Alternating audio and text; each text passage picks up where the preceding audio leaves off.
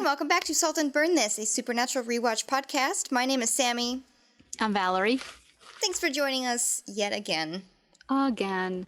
Hopefully it'll be again. And again. And again. And again. And again.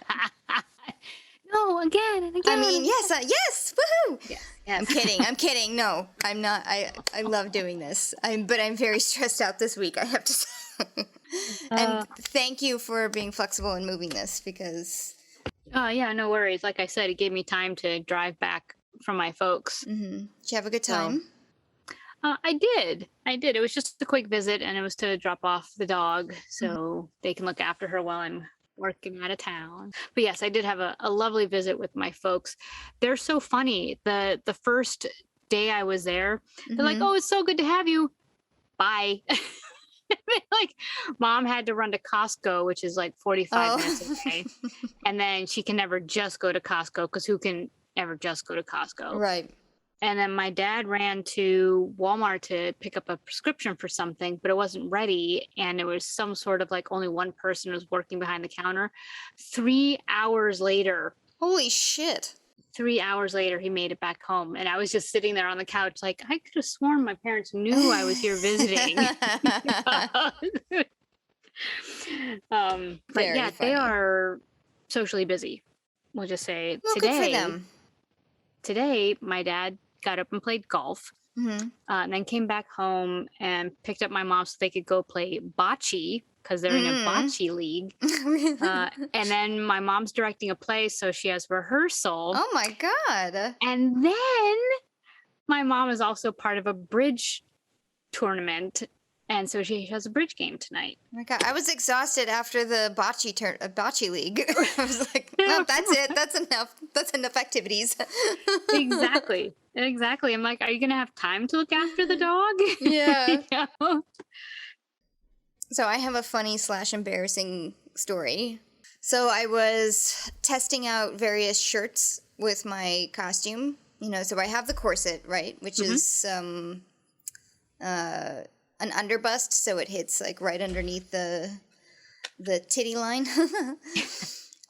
And I knew that I wasn't going to have the time or the skill or the time to learn the skill to like make a whole new shirt. But I was fine with making adjustments to a shirt that I already own. So I was just pulling various black, red, and white shirts that I have and trying them on, taking pictures of myself with them in the mirror just for myself. Some of them I was like, maybe I'll go a little sexy with it. Maybe I'll do a little deep V. Yes. Which you do have the clavage to do it. Well, so. That's the thing is like I automatically look like a porn star instead of like a nice instead of just voguey, sexy chick. Yeah. Yeah. A couple of days later, I was on a chat with a customer service line because I wanted to return some shoes because they were two different colors. They were supposed to be black, but one looks like it had been sitting in the sun for like 3 days and it's like faded almost to a green. But I didn't notice it until I was in my office, and just looking down and I was, hey, these don't match. Hey. But because I had already worn them, shoe stores are kind of finicky with returning shoes that are worn. So I was chatting with them. I was like, I wore them, but they are two different shades of black. I don't think they're supposed to be. So I would like to return them anyway. And they said, can you please send us some pictures? And so I went into because it was a text. It was like a customer service text line, not just like a chat on the laptop. It was on the phone.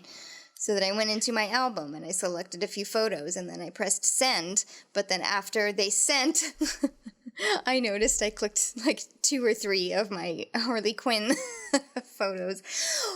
One of them was a completely 100% sheer shirt. Which I was not planning on wearing a sheer shirt by itself. I'm actually laughing. You can't hear me. Thank God I, for whatever reason, decided to put nipple covers on before I took the pictures. Even though it was just for myself, I was like, I feel weird, like, taking pictures of my nips just like completely hanging out. Because that's not the look I'm going for, you know, but I don't want to put on like another shirt, like underneath. You still want to see what the look is. Yeah, exactly. But one of them was that. Did they take the shoes back? Did it help you return the shoes? I haven't gotten that far yet. First, they just completely ignored the fact that I sent them, you know, titty pictures, which it is hard to tell that I'm not wearing anything underneath the sheer shirt, but still. And they're like, oh, we need to see the soles of the shoes and the insides to see if they're really worn. And I don't have the shoes on me right now. I'll take them when I get home. Sorry about the non-shoe related photos. Oops. Did they respond? They did. Because I wasn't sure if it was a bot or not, or an actual person. They're like, oh, it's okay. The outfit's cute. I like the one with the white shirt. So maybe it doesn't matter if they take the shoes back. All right. So thanks, Journeys customer service. That's funny. But man, like right when I saw those photos go, like red, like, you know, when you feel your face heat up and get cold all at the same time. And I was just like, oh, and I don't know why I was so embarrassed about it, but I just, in that moment, I really was. I was like, oh my God. Oh my gosh. And you can't unsend them. Nope. You know? Nope. And you just hope that they just went oops and deleted them. Yeah. Or showed them to all their friends. I don't know, but. I probably would have, fine too. But yeah, I would have too. Exactly. But like, haha, look what this idiot did. Look what they did.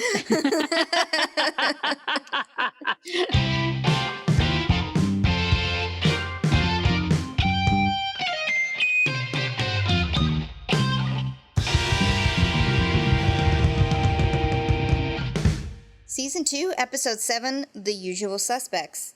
Baltimore cops arrest the obvious suspect in the grisly murders of a lawyer and his wife.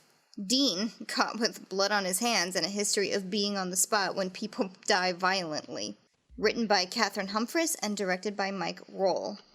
To research this episode, I told you that I watched the movie The Usual Suspects. Yeah. Good movie. Mm-hmm. The movie has nothing to do with this episode whatsoever. I was so excited to be like, yes, I'm going to be on top of it. Nothing. No reference of any kind to this episode. Other than they are suspects in a crime. Oh, right. That's it. I wanted to watch The Exorcist before this.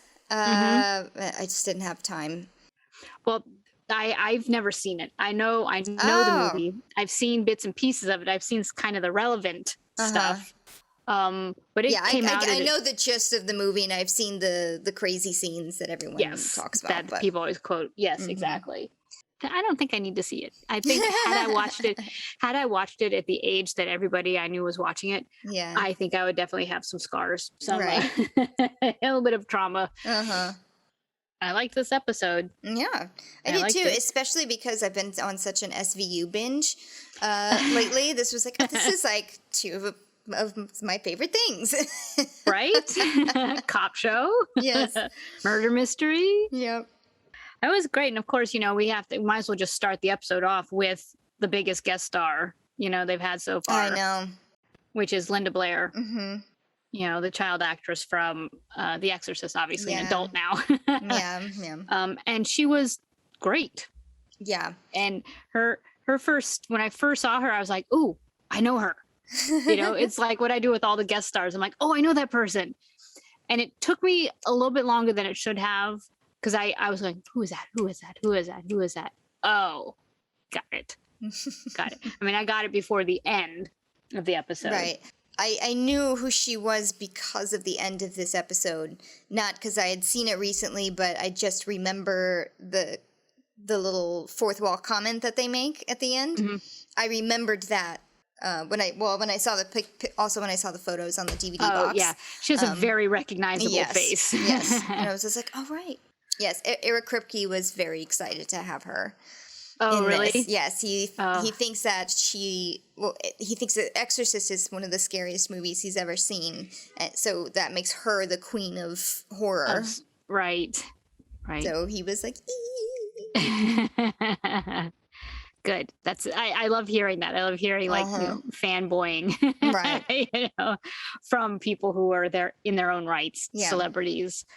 The number of movies and TV shows quoted in this episode, again, more than 3. I didn't even write them down. I was going to, and I was like, this is gonna take up like 3 pages alone. Well, I can just list them now, so we can just like point at it later. Okay, great. X-Files, of course, in the beginning. Matlock, which I used to watch with my grandmother. Chips, which I used to watch all the time. Rockford Files, which I didn't watch much, but my grandmother still watched. And the movie The Great Escape, did not see it. Yeah, I hadn't either. But anyway, so those are just some of the many things that were either quoted directly, of course, The Exorcist, quoted directly or referenced in this episode. Yep. Okay, so I'm sure that you enjoyed this recap thoroughly. No, you know why I didn't? Because I was like, where was this recap when I was trying to recap all of the aliases, last season. I was like, this would have been perfect. Right. Yeah. But yeah, it totally recapped all of their, stolen credit card names, their aliases, the personas the people they pretended to be. But they did all that to dig into the murderous side of their dealings. Yes, they throw back to the episode Skin, where, if we remember, Dean was essentially framed by a skinwalker. What do they call him? Shapeshifter. And then the shapeshifter was killed while still in Dean's form, so according to papers, Dean is dead. So then we open up with a teaser. We see a Chiron. Finally. Baltimore, Maryland. I have never been there. Oh, many times. I've worked there. I mean, I live right on the corner of it, in Virginia, that whole tri-state area. So it's my favorite part about Baltimore is the aquarium and the baseball field. The Orioles, where the Orioles play, Camden Yards is one of the most beautiful baseball parks. You don't even have to be a baseball fan to like this park. Right. It's just really pretty. So the teaser was shot pretty cool in that it was shot very much like a Law and Order or SVU or any kind of procedural show.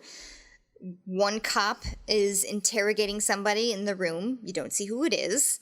You can gather pretty quickly who it is based on the clues that he's giving. The charges being brought against him. Yeah. And the other cop, Miss Linda Blair, is chasing down somebody in a motel room with an entire squad. Yeah. And it goes back and forth and back and forth. And kind of at the same time, we see the interrogatee is Dean, and the captive in the motel room is Sam. Yep. Which is like the big whoa moment before they cut to titles. Because they like battering ram the motel door. They don't just like go in and get him. They like, And Dean, like the things they're listing, the crimes against him that they're listing are grave desecration, credit card fraud, and then he leads up to the torture and murder of the girl in Skin, which leads them to the current murder of her name's Karen Giles. And if they had music, dun dun dun, that's what they would have gone to. Yes. But I have to say, both of them, both Sam and Dean, for their current circumstances, being having someone bust into the motel room and being handcuffed to a table in a police station, being read all these, potential crimes, they both have very stoic, calm demeanors. Right. There's no outrage or shock. They're just very calm. Right. And it makes me wonder how many times this has happened to them. Right? I know at least once from the first episode. they were actually caught and brought into the squad room. You know, yes, they've had a few run-ins, but it's mostly just a cop being there, "I get out of town, you troublemaker." Yeah, the dumb cops, yeah. Yeah, but this time they're really caught. Yeah. And we learn later that Dean was literally caught red-handed. Like, hands on the dead woman's body. Yeah. Which I would say that's pretty compelling evidence of being at least somewhat, you know, if not the actual murderer, then definitely involved. So Sam realizes we cut to after the title. Sam is also now in the squad room, separate from his brother. He deduces that he has the good cop, being Linda. Diana is her name, although I didn't know her character name until the end of the episode, so I kept writing down Linda. I was same thing with the male cop. I was just like, the cop. I think his name's Peter. Pete. So I went back and Pete. I went back and rewrote that in all of my notes. Like, stop calling him the cop. But yeah, so Diana is, you know, the good cop. She's like, "Oh, would you like something to drink?" to Sam. And, you know, Sam's like, "So I take it you're the good cop." Also, for our benefit, there's like this bling blong, you know, easygoing music playing, you know.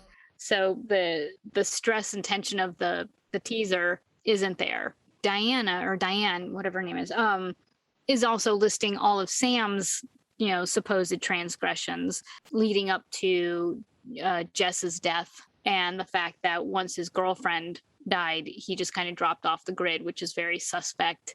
Yeah. And of course, Sam's answer to that is, "I needed to break. I needed to get away." Yeah. So there's nothing wrong with that. No. There was Diana, she mentioned APHIS, like running your prints through APHIS, which totally threw me back to my CSI days. CSI Original, it was one of my favorite shows. Yeah. Like, I mean, I didn't get into SVU until very recently, like within the past year, but CSI, man, that was me and my best friend's like show. I think we rented DVDs at Blockbuster, like the season DVDs, and just like ran through them until Grissom disappeared. Didn't you like serve one of the actors? Yes. One of your jobs? At the hotel I worked at in Los Angeles. It was a rooftop hotel, so there was a restaurant.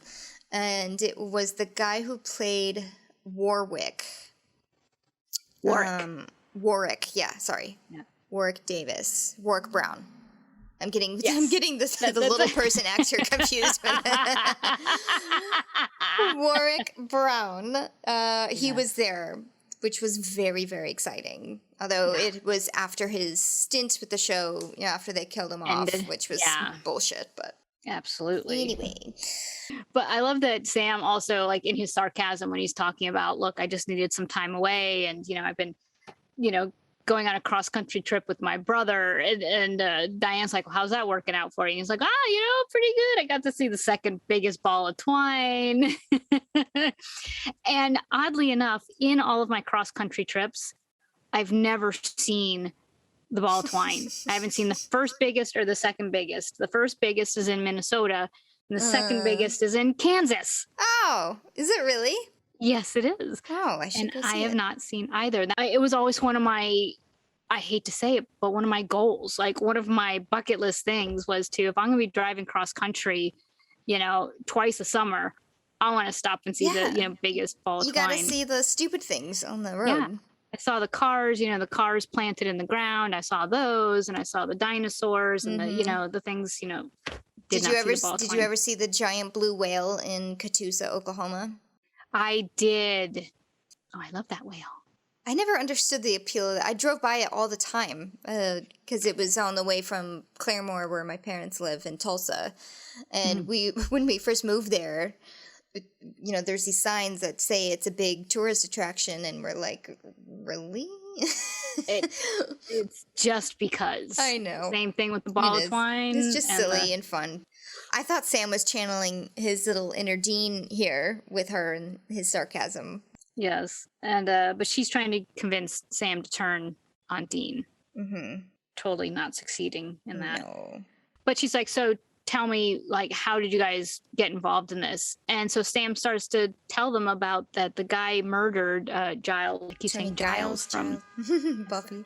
Yes, exactly. That they were his dad's friends, that they were friends of John, like they served together in the army. And then he goes on to tell this story.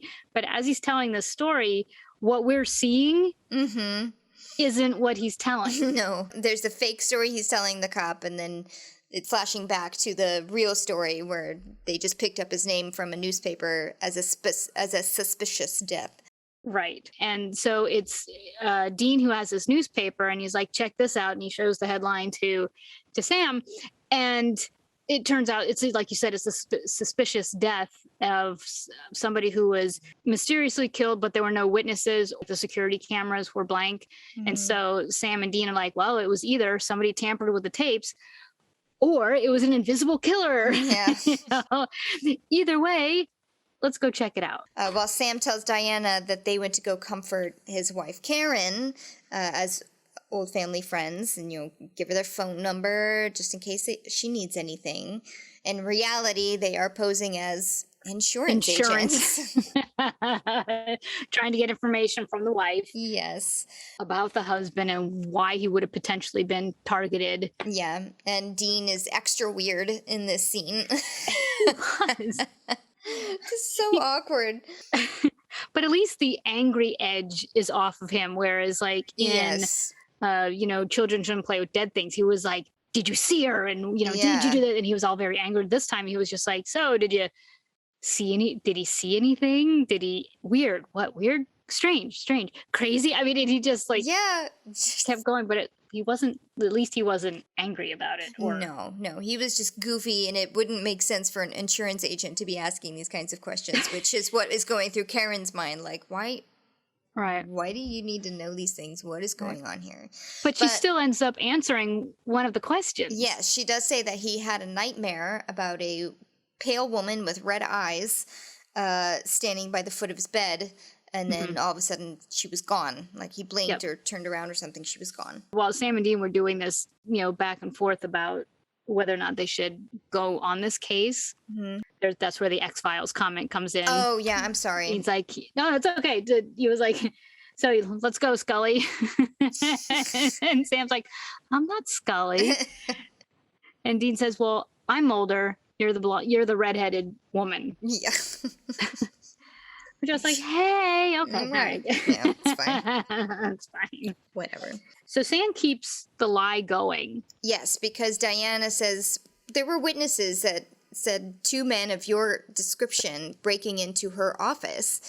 He was like, she gave us a key. She wanted us to grab some memorabilia, pictures of her, on vacation. And just as he says that, we see Dean like picking the lock, of the office. Yeah. So if we don't know what's going on yet, we should have a pretty clear idea. Yeah. But the violence of this guy's murder, Dean says that his throat was cut so deep that you could see his spinal cord. Ooh, I didn't catch that. Yeah. Ooh. Yeah. I literally just wrote down, whoa, that's some violence done there. So they're looking around in this office for clues, anything. And the only thing they can find is on the printer. There's a handful of pages that have been printed out, and they're just sitting in the printer tray. And it says the word Dana Schultz over and over and over and over and over and over and over again. Mm-hmm. So they start looking through files for somebody named Dana Schultz. Dana Schultz.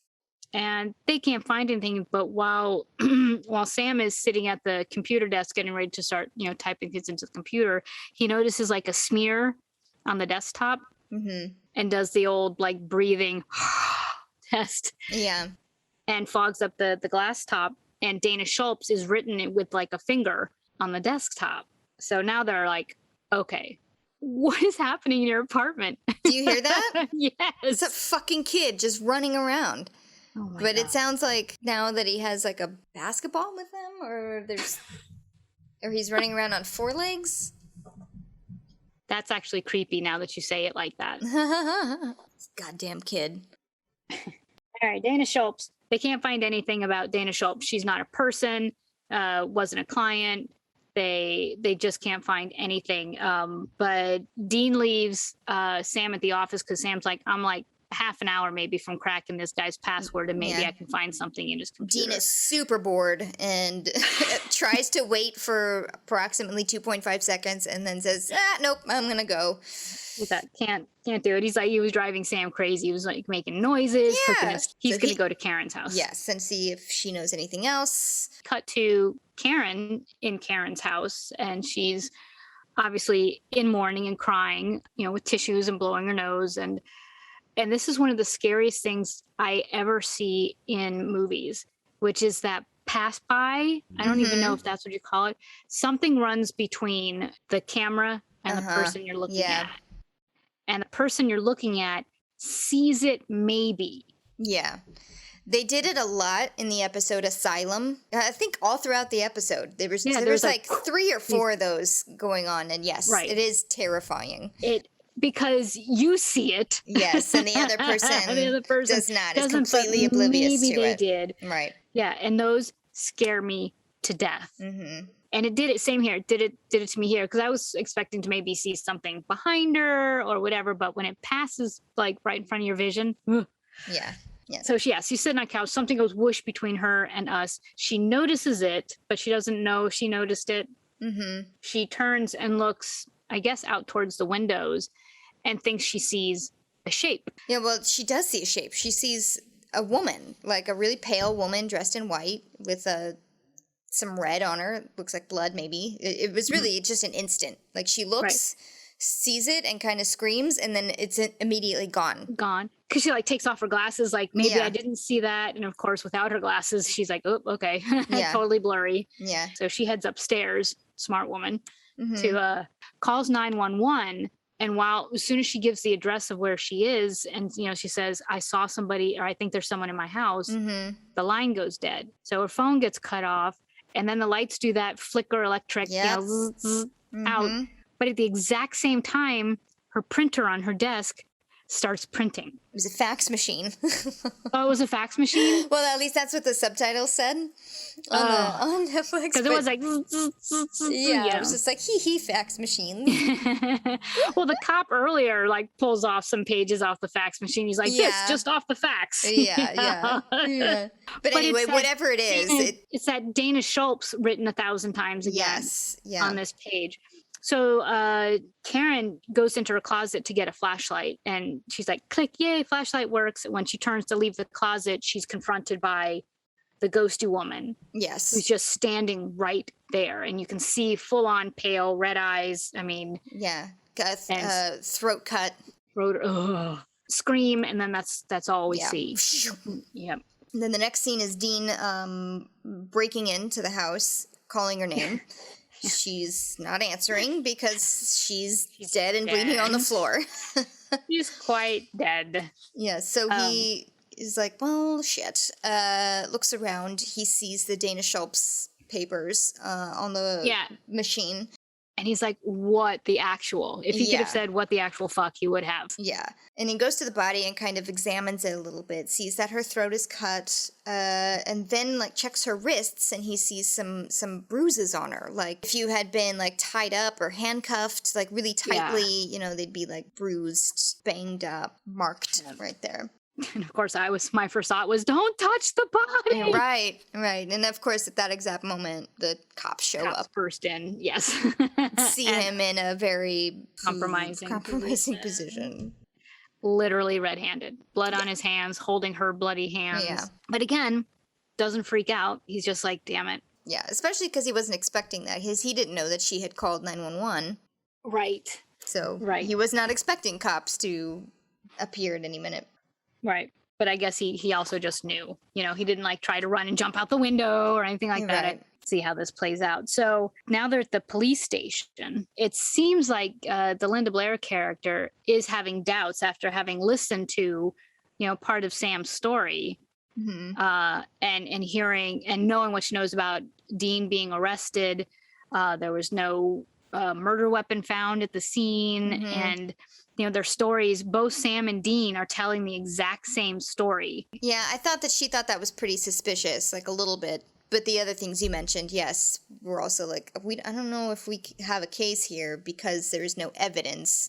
Right. What was the reason? Though it is interesting that word for word, their stories are the same. Right. So my question is, how is their story word for word the same? Because I'm assuming that these things happened in tandem. So how did they get together to say, Dad had a relationship with Giles and Karen was upset, so I went over there. I guess it's just a story that we didn't hear. Right. They must, before each hunt, have a plan set in stone. It was like, if we get pinched. Yes, if we get pinched, this is our plan. These are our steps.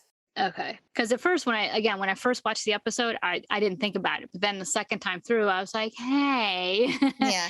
How did they say the exact same things? Well, in the pilot episode, something very similar happens. They get caught by the cops unaware, because usually that's probably how it happens, is they're not expecting it to get caught by the cops. They would be taken away separately.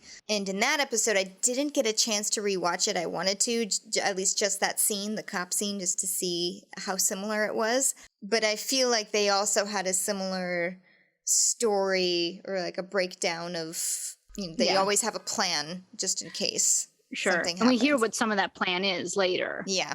But in the cops talking to themselves about, maybe that he didn't do it, maybe he did do it, it's revealed that Pete had a relationship with Tony Giles. Mm-hmm. Like they were friends. Yeah. It's not just this random case. It's that he knew the murder victim. Right. It's personal for him. And also we see that Pete and Diana are a bit of an item of some kind. That just weirded me out. Yeah. I don't know. No chemistry there, but then again, they're on screen for like 5 minutes total. Right. But it was just enough for us that even just the chin touch, I was like, ew. Mm-hmm. And then when they do like a little kiss in the hallway by the vending machine, I was like, oh. Yeah. I mean, I get what they're doing, but blah. Yes. So while the cops are out, we see the boys separately in their own rooms. At the same time, though, working out what Dana Schultz could possibly mean. Yeah. And they both kind of at the same time say, this must be an anagram. It can't be a name. It could be like Dana Schultz. You start saying it in different inflections. Right. Sam has paper with him, so he starts writing stuff down. But I love scenes like this where it shows how in sync they are. Yes. Just as brothers. Brothers, as hunters. It's just really cool. They came to it from slightly different angles, but they still came to anagram. Yeah. And poor Dean, he doesn't have anything at his disposal to like write anything down, to like get his thoughts out on paper. Yes. Until lay public defender shows up. This guy was great. He was just like kind of a doofus public defender. Yeah. And Dean was like, great, thanks. I'm saved. Do you have any paper, by the way? The guy's like, sure, throws him some paper and a pen. And Dean starts writing out the anagram. Yes. And meanwhile, the public defender's like, so it looks like you're probably up for murder. Yeah. Do you know how serious this is? And Dean's like, yeah, again, handcuffed to a table. I understand how serious this is. But back to this anagram. Yes.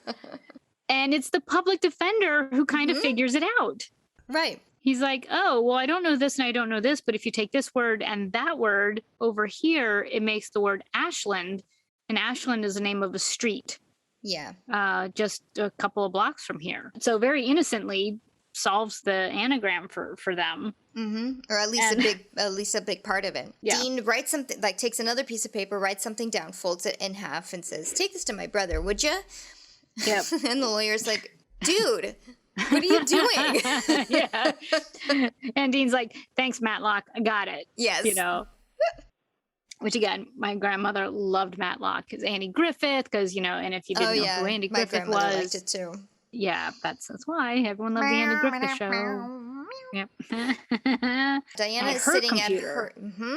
She's typing up some paperwork, and in the midst of it, it's like her computer's taken over by the Dana Schultz. Yes, it just says Dana Schultz. She's not touching anything, any keys. She keeps trying to delete. Control-Alt-Delete, yes. Control-Alt-Delete. Yes, like what the hell? And it just keeps going, and then all of a sudden it stops and disappears all at the same time. And she's, does the whole double take, kind of like did anybody else see that? Yeah, and is anybody else's computer doing this? Yes. No, just mine. So in the meantime, the public defender has brought the note to Sam from Dean. And it says, instead of writing Sam, he writes the word Hiltz, then says it's a street, and then signed it McQueen. So this is where I had to hit full pause and be like, what?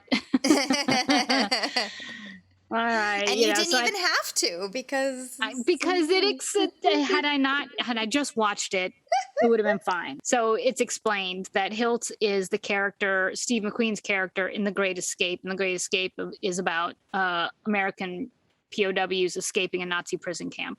That is a whitewashing of this whole movie. But. Right. But Sam also is not really taking the lawyer seriously, also calls him Matlock. Thanks, Matlock. Yeah. Then I believe it's Diana or Pete that come in and say, you're needed with the other one because Dean has decided to confess. So when we cut to Dean, who's now set up with a video recorder because they're going to tape his confession. Dean is just all like chilled out. He's prepared. He's relaxed. Yep. Against the public defender's wishes, who says, yes, I really, strongly really recommend bad you idea. don't do this. And he does. And he confesses to the literal truth. As crazy as it must sound to these cops. Well, first he says, I'm an Aquarius. I like long walks on the beach and frisky women, which I think is almost word for word what he says in the pilot episode. Oh, really? I think it sounded very familiar to me, not just because that's the thing people say is, I'm an Aquarius. Right. I like long walks on the beach. I will circle back with you on that in the next episode. Yes, and then just proceeds to tell the truth and say, listen, this is probably a vengeful spirit. Here are the facts. An invisible killer. There's this thing with Dana Schultz. Yep. And at that, we see Diana kind of... Yeah, you see her react to the name Dana Schultz. Like, oh God. She doesn't let on, but you definitely see her react to it. She flinches a little, Yeah. I mean, Dean's like full on explaining ghosts to all the police officers, and he's like, this is a vengeful spirit, but it's, it's trying to reach out and it's getting things wrong, kind of like red rum, which of course is a quote from The Shining, which is, murder spelled backwards. Yes. He mentions communication can get jumbled between the spirit world and the corporeal world. Yes. So, and he's like, there you go. And then Pete is like, yeah, but you killed that woman in St. Louis. And he's like, wasn't me. Like, and by the way, that was a shapeshifter. He just puts it all on the table. Yeah. Absolutely telling the truth. Yeah. In his confession. And I loved all the cops behind the one-way mirror just like cracking up. They're just like, right. What a wise ass.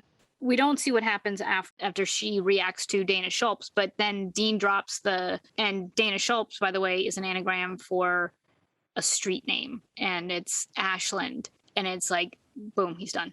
He's like, cards on the table. Yep. Here we go. Here we go. Oh, and he calls Pete Punch. Oh, is that a Chips? That's from Chips. Oh, okay. I did hear that, and I figured it was something. And by now, I'm just like, well, that's something I don't know. So. Well, here's the funny thing about Chips for me. Eric Estrada played Poncherello, and so I had a total crush on him because he had the whitest teeth you've ever seen in your life of anybody on TV. And he was always super handsome, and he was always like of the two cop buddies, he always got the girl, basically. Yeah. So my cousin and I watched the show when I was like little. I mean, we're talking 7 and 8 and stuff like that. So we would ride our bikes and play Chips. We would be bicycle cops, Chips. He would never let me be Punch. Oh, rude. I always wanted to be Punch, and he wouldn't. He always made me be John. Not that there's anything wrong with John, but John was like, milk toast, and Punch was sparkling everything in rainbows, and so that's my Chips story. I'm sorry. I'll play Chips with you. You can be Punch. Thank you, Sammy. So now bad cop is pissed. Pete, the bad cop. And they go off to find Sam and I don't know what they're going to do. I guess question him some more. And they find him gone. Yep, the room is locked, but the window is open. Yep. So Dean, with his little confession antics, gave him ample time to escape. Yes. With his cast out a window that's like 3 stories up and no fire escape. Right. We'll gloss right over. That's fine. They gloss over it too because they find the note that Dean wrote to Sam with Hiltz and McQueen and The Great Escape. And she's like, duh, sucker. Yeah. You know, she's like, we were totally taken. And I even wrote, I was like, thank you for clearing up that reference, Linda. Had I been patient, I would have gotten that too. So the next thing we see is Diana in the bathroom. So the first thing she does is try to turn on the lights, and the lights don't all work. Like one of the lamps is on. The rest are out. Well, the lights are flickering at this point. Oh, did they flicker? Yes. Okay. Yes. How did I miss that? Son of a bitch. You know, I'm sure. Yeah, it's a crappy police station, you know. So the hot water turns on by itself, and she's like, ooh. And now she just kind of stands back for a second and is like, uh-oh. And then the next sink turns on, and the next sink turns on, and then the other sink turns on. And I thought to myself, for a shit-ass police station, it has amazing hot water. I know. All that steam right away. Yeah, right away. And so all the mirrors now in the bathroom have steamed up. And the one in front of her, it starts writing Dana Schultz in the steam. Yes, it looks like a finger is making the marks, but you don't see the finger. You just see you hear it's like that. Yeah. Yep. Yes. We have to get our own sound effects. I think so. Because we're not doing a very good job. Okay. And, so then I guess she just, nope. You know, erases it to hide the evidence. Now she can see that there's someone actually standing behind her. Yeah. And it's the pale lady with the red eyes. And now we're like, her grotesqueness is even bigger now, it seems to me. Like, it's super clear. Right. Well, because the camera lingers on her for longer. You know, before we just get a glimpse of her with Karen, a little bit of a close-up. Yeah. But now it's the several seconds of this woman, especially since she's, like, trying to speak, but she's gargling because she can't, because her throat is cut. Yep. And that's all you see is her going, yeah, like the final cut of this scene is her approaching Diana, gargling, and, you know, Diana just frozen in fear of like, what? Yeah, the audio of this, when this is happening, is like church bells, and I don't know if you heard that. I didn't, but I do know that they put church bells. Yeah, they put that in on purpose. I do know for The Exorcist. Okay, because it made me think, I know those. Yeah, no, it was a little Easter egg for okay, because that's what I thought. The Exorcist, but I did not hear it because I wasn't listening with headphones on. But it was perfectly creepy, and even if it weren't The Exorcist, it works anyway. Yeah, right. So, but I love that they did that. So next, Diana goes to see Dean, who is still handcuffed to the table. She's alone. Don't know if there's any cops behind or in the one-way mirror, but I think they probably all left because they were like, book him again or something. Right, it's just like, okay, this guy's an asshole, whatever. Yeah, so they just left him alone in the room. Yeah, so then she starts kind of coyly asking questions about the spirit world. It's like, if these things were true and you weren't completely crazy, what would happen? What would they look like? What's the deal? Very subtle. Yeah. And he's like, what happened? Yeah. And then he notices her wrists. It's like, where did you get those? And she looks at them in surprise. And that's when he realizes, you saw her, didn't you? Mm-hmm. You saw this ghost. Because Karen had those exact same marks on her hands. And he's like, you need to go find Sam. Yeah, and because that she's seen her, he thinks maybe she's going to die because the two people that have seen this ghost have died shortly afterward. Right. And I forgot to say this. In the scene when Pete gets all mad at Dean for being a smartass, and he's like, the cop who goes to grab Dean and slam him up against the wall to, recuff him, totally body blocks Linda Blair, full on shoulder, boom, because he was so intent on his staging, which was to grab Jensen. Yeah. And you see her go, "Who?" And she totally gets knocked out of the way. But I was just like, good for her. She stayed in character and she worked with the momentum of the turn to like then, deliver her next line. But you could totally see for a split second, she was like, "Who?" And I was just, I wrote down props to Linda Blair for staying in character, and, working with what she was given when this extra like totally slammed into her. Oh, that's funny. Because he was supposed to get Jensen. Yeah, that's awesome. So yeah, he gives Sam's location, or at least their technique for finding each other, which is to find the first motel room in the Yellow Pages. Right? Yellow Pages, yes. Yeah. Yes. And gives the fake name that he would be using, which I didn't write down. Jim Rockford, which is the guy from Rockford Files. Jim Rockford is the character. James Garner played him. He's an ex-con detective. Another TV show that my grandmother watched. Then Diana shows up at Sam's motel. He's sitting there doing research. He hears a knock, opens the door, and it's not Dean. Yeah, it's her. And this motel room, I wrote down, I'm like, it's kind of divey, but it's 60s kitschy, so it was like kind of cool at the same time. Mm-hmm. And we kind of had like the pink and orange motif-ish going on. And this will be a props shout out. The starburst was on the wall in that motel room.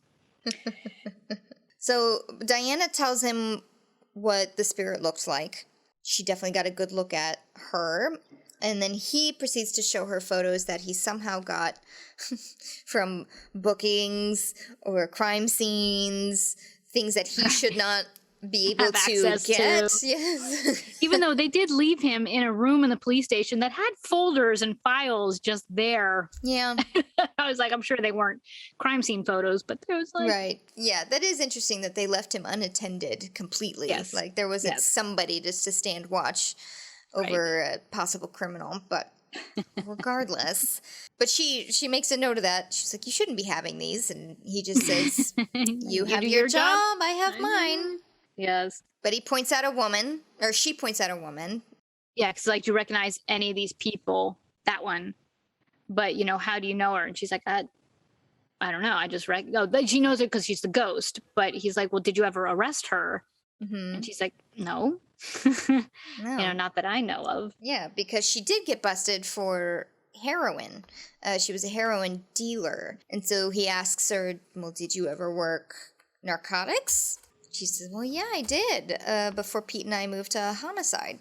But she doesn't ring a bell for me. Like, I don't remember arresting her or anything. So, He's like, well, if this is the ghost, we have to go find her remains and salt and burn them. Yeah. And I love that she's like, the best line, she's like, what? Her response was, what? And then whatever it was he said, he's like, well, that's the only way to like go put them to rest. Put them to rest. And she's like, of course. Yeah, ask a dumb question. Yep. Get a dumb answer. I just wanted to point out salt and burn. Boop, boop, yep. boop. Yep. It is funny though how many times they mention salt and burn versus how many times they actually do it. True.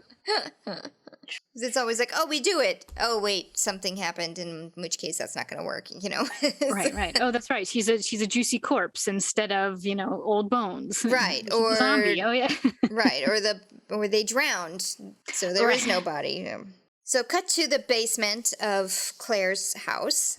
They're investigating things. Sam goes upstairs, leaving Linda to lurk around downstairs with her flashlight. It's not Claire. It's not her house. Is it not? It's a supply store. Yeah, but why were they there? Because that was the last place that she was seen alive. Oh, okay. When the police went to arrest her for being a heroin dealer, they couldn't find anybody. Oh, okay, she wasn't there, but that was the last time she was seen alive, was at that building. Okay, so not a basement of this building. Yes. Sam goes upstairs. Linda lingers around downstairs with her flashlight. And after some time, she turns around, and there is Ghost Claire, still red and bloody, still gargling, trying to speak, and reaching out to her. Literally with her arms out, like reaching out to her. Slowly and approaching blah, her. Blah, blah. Yep. And she calls out for Sam a few times. Sam! And Sam comes running back down the stairs. He's like, what? And doesn't see the ghost. No, Claire's gone. Like, she disappeared. Yep. She's like, she was right here. Did she attack you? Did she hurt you? No. Yeah. She just reached out to me. Mm-hmm. She was over by the window. Right. So they go over to the window, which has been blocked by like a shelving unit. Mm-hmm. Yeah. So they move that out of the way, and that's where they see written on the window, Ashland, what used to say Ashland Supply. So all that's left is the sup. Mm-hmm. Ashland and sup. Thus the Dana Schultz. Yes, but so then the window, there's light seeping in through the window, and it hits the wall opposite of it, which makes the shadow. Yeah, makes the shadow of the words that say Ashland, S-U-P. Yeah. So then they deduce, okay, it must be here, behind this wall, where she is. And that's so he takes out the EMF detector to double check. Right. That her bones are there, or that there's a spirit activity going on there. And while he's knocking down the wall, he's wondering why a spirit would be so intent on them finding the body for it to be wasted. He's like, usually a vengeful spirit wants vengeance. Right. They don't want you anywhere near their bones because they want to keep... they don't want to be wasted. They want to keep doing what they're doing. doing. Ghosty things. Yeah, they want to. I also thought it was funny that with his good arm, after he like was bashing in the bricks with a pipe, he then uses his good arm that's not in a cast to like bust through the rest of the it's just bricks. like with his elbow, it's just like breaking down a wall. All right, manly man. Yeah, right. For the amount of injuries he's had so far, you'd think he'd be like, I'll just keep using the pipe. But he busts through the brick wall, and he looks in, and he's like, there's definitely something in here. Mm-hmm. So then with Linda's help, they pull out, which is obviously a body that's been wrapped up in some sort of canvas sheet or something. They open it up, and it's... a blonde. Yeah, blonde. It's like almost a mummified body. Yeah. They notice that her hands are bound, and Linda, Diana... I've gone like back and forth. Linda's is so much easier to say. It is. We did the same thing to Amy Acker, so it's I know. Fine. Puts her hands up in that position, like next to them, to the corpse's hands, and Sam says, yeah, her hands would be bruised like that. Yep. If, she was still alive or struggling against the ropes if they were too tight. And then Linda notices around the corpse's neck a necklace. She pulls it out and she looks at it. Sam says, do you recognize it? Yeah, it's really rare. It's sold down at a corner store, and I have one just like it. And she pulls out her own necklace that she's wearing. Yep. Pete gave it to me. In this moment, they're like, well, why? Why? What would be the connection between Pete and this girl?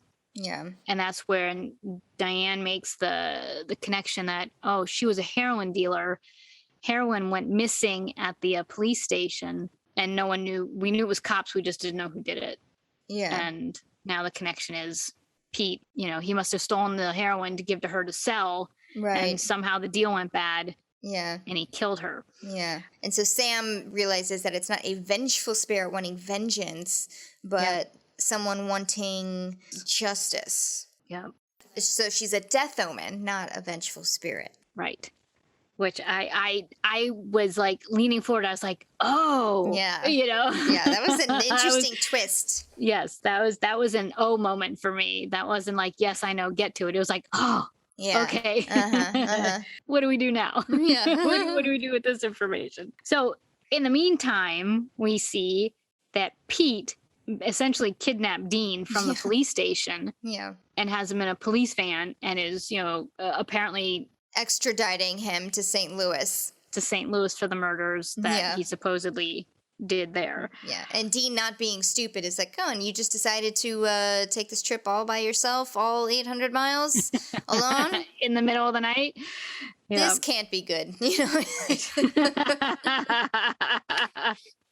But still very cool and calm and collected through this entire episode, even with this realization of, oh, shit. Yeah. But at this point also, he's very limited in what he can do, considering he's in I'm sure he's in like the hand and feet cuffs, right? Yeah, he is. In a locked police van. Like there's nothing he can do. He just kind of has to go along for the ride, literally.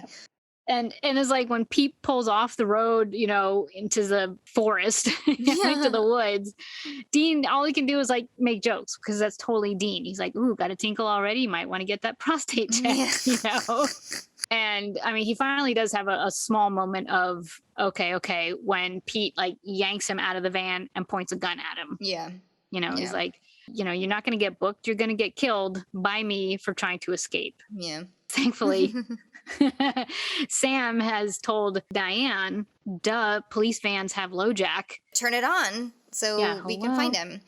And they do, just in time. And this is when I wrote down her name in big letters. I'm like, Diana! Oh! That's when I finally learned her name. It may have been said earlier, but I don't feel like it was. So she catches him in time. She points a gun at him. And then he starts monologuing. And terribly, by the way. Yeah. This was the weakest point in the episode for me, where it was just like, we just have to hurry up and get to the climax here. Yeah, the climax or the conclusion of why he did it. Right.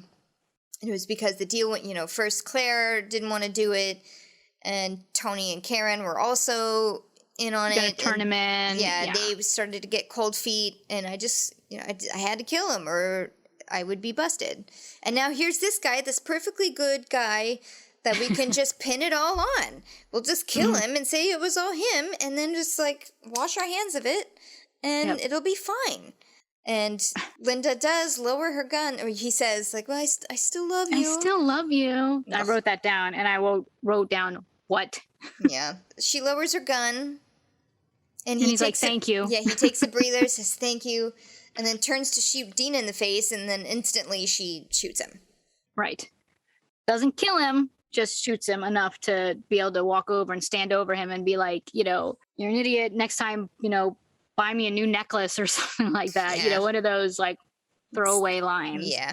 And of course, because she's standing close to him, he's able to overpower her even though he's been shot. Because he is still a cop after all. He has this training of self-defense even in the most high risk of situations. But knocks her off her feet, knocks the gun away. Then he's like got everybody at gunpoint.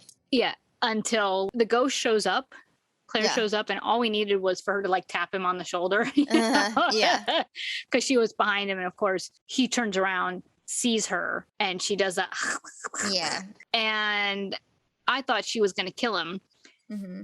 But in that time of distraction, Diane's been able to get her gun and shoots him a second time, this time killing him. Yes. Thank you. So she was a death omen after all, because she appears to those who are in danger of dying. Mm-hmm. But then Diane's like, so now what? Like, do we have to go back and burn her bones, like salt and burn her bones? And Sam's like, I think her work here is done. Yeah. And then they're like, okay, well, now what? And Diane's like, okay, I will work with the prosecutors to get, your cases thrown out, and, it'll be fine. Right. Well, first she was like, I could definitely get your cases dismissed here for this stuff, but not the, he confessed, he's a murderer, but St. Louis, there's nothing I can really do. Right. Except for happening to turn my back for long enough. And, oh no, where did they go? I don't know. And they're like, well, what about our car? She's like, no. Just don't even, just go. And they're like, okay, we'll think of something else. Yeah, just like, but where is it anyway? Just in case. I was like, this is the second female cop who, when they've asked for help with the car, they're like, no, just go. Yeah. Well, I think she was more telling him, like, don't even think about trying to get the car. That's stupid. Right. Just go. Like Dean's gonna just like leave his car there. Right. And of course their walk away, like you mentioned earlier, is the fourth wall, where Dean actually says, nice lady, Does it look familiar to you? No. You hungry? No, but I could really go for some pea soup. Yeah. Which, of course, is all Exorcist. But I just thought that was funny that he was like, I couldn't, no, I didn't recognize her. But I was like, that was me in the beginning. I didn't quite recognize her. She's familiar, but I couldn't put my finger on it.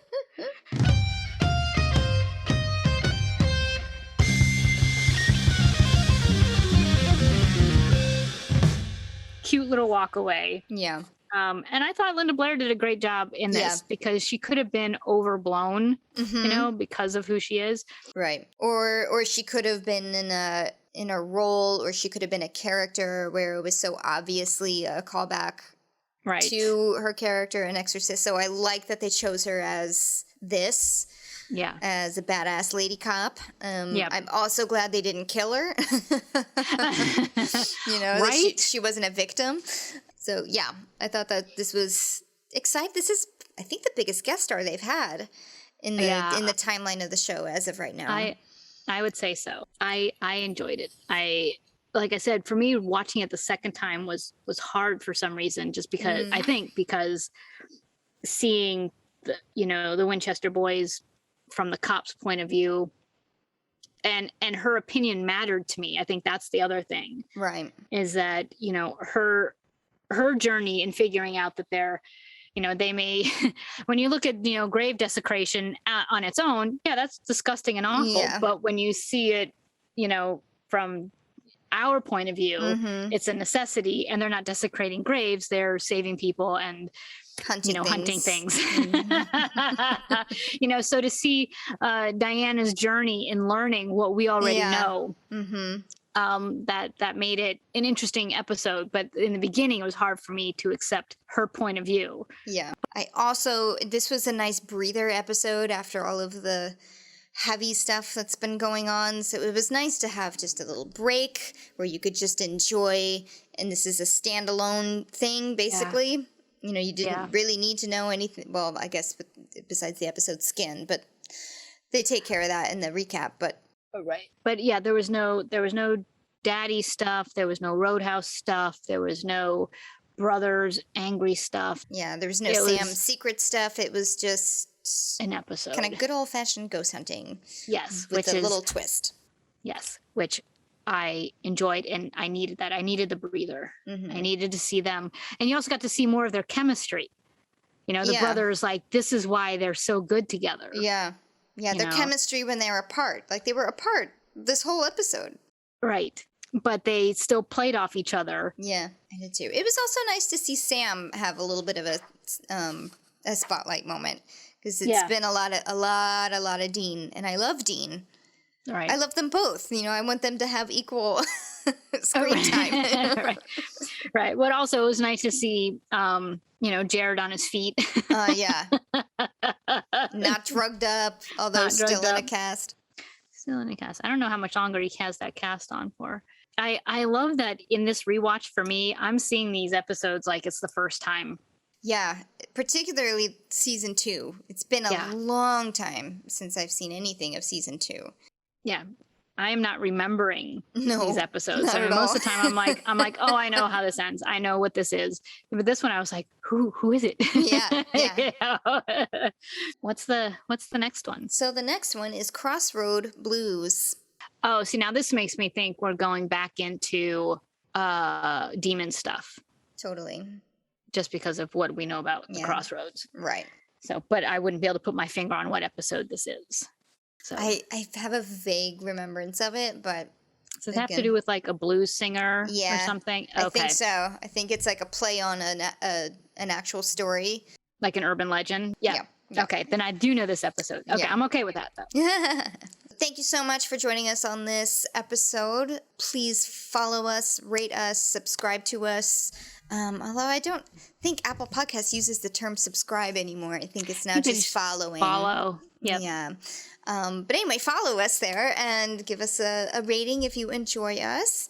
Also follow us on all of our social media. It's all there in the show notes. We're at Salt and Burn This Pod or at Salt and Burn This, depending on where you are.